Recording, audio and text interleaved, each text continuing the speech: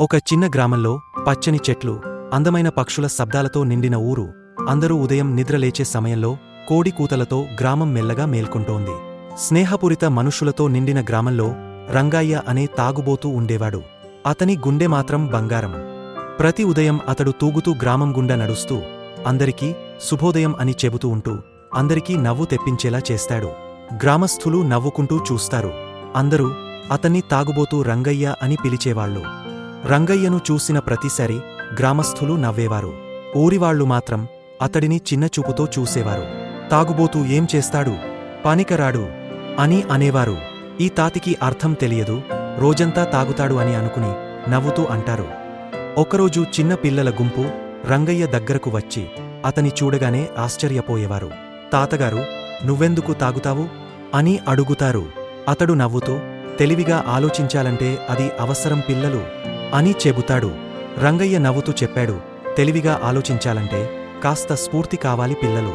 ఒకరోజు ఓ చిన్న పిల్లాడు లోతు గుంటలో పడిపోయాడు. అందరూ భయపడ్డారు. అప్పుడు రంగయ్య హఠాత్తుగా పరుగెత్తి ఎలాంటి ఆలోచన లేకుండా ఆ పిల్లవాడిని పైకి లాగా రక్షించాడు. ఊరివాళ్లు ఆశ్చర్యపోతూ చప్పట్లు కొడతారు. ఒక తాగుబోతూ ఇలా సహాయం చేస్తాడా? ఒక పిల్లవాడు వచ్చి ధన్యవాదాలు తాత అని అంటాడు. రంగయ్య తలవంచి, ఇదేం గొప్ప కాదు, నెమ్మదిగా నవ్వుతూ చెప్పాడు, ఎవరికీ తెలియని తెలివితేటలు కొంతమందిలో ఉంటాయి బాబూ. ఒకరోజు రంగయ్య తమ్ముడు బాధతో కూర్చొని, నన్ను పట్టపగలే మోసగాళ్లు మోసగించారు అంటూ పక్కన ఉన్న వారితో చెబుతాడు. అటువైపు వెళ్తున్న రంగయ్య దూరంగా ఉండి ఈ మాటలు వింటాడు. ఒంటరిగా కూర్చున్న రంగయ్య తాగుబోతులా నటిస్తూ ఒక తెలివైన పథకం వేశాడు. నన్ను తక్కువ అంచనా వేసిన వాళ్లకి చూపించాలి ఎవడు తెలివైనవాడో, వాళ్లను నేను బుద్ధిగా పట్టుకుంటా అనుకున్నాడు. రంగయ్య తాగనట్టు నటిస్తూ ఆ మోసగాళ్ల మధ్యకి చేరి వారితో కలిసిపోతాడు. వాళ్ల మాటలు వింటూ అతని కన్నుల్లో ఓ అర్థవంతమైన మిడిపాటు కనిపిస్తుంది. వాళ్లు నవ్వుతూ రంగయ్యకు ఫేక్ పత్రాలు ఇస్తారు. రంగయ్య చేతులు కంపిస్తున్నట్టు నటిస్తూ వాళ్ల దగ్గరనుంచి సంతకం చేయించిన నిజమైన పత్రాలు తీసుకున్నాడు. రంగయ్య ఊరి మధ్య నిలబడి పెద్దగా అరుస్తాడు, ఊరు జనం వినండి, నాకు నిజం తెలిసింది. అందరూ ఆశ్చర్యంతో చూస్తారు. మీ ముందు నిజం ఉంది, మోసగాళ్ల నాటకాన్ని బహిర్గతం చేశాను చూడండి. పెద్దాయన పత్రాలు చదివి ఆశ్చర్యపోయి నిజం బయటపెడతాడు. మోసగాళ్లు దడదడలాడుతుంటే రంగయ్య గర్వంగా ముందుకి వచ్చి చెబుతాడు, నేను తాగుతానేమో కాని మూర్ఖుణ్ణి కాదు. గ్రామస్థులంతా నిజం తెలుసుకున్నారు.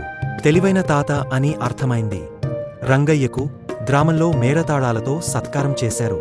పిల్లలు ఆనందంగా చప్పట్లు కొట్టారు. ఊరి జనాలు ఆనందంగా రంగయ్యను ఎత్తుకొని పూలతో అలంకరిస్తారు, పిల్లలు చిందేస్తారు.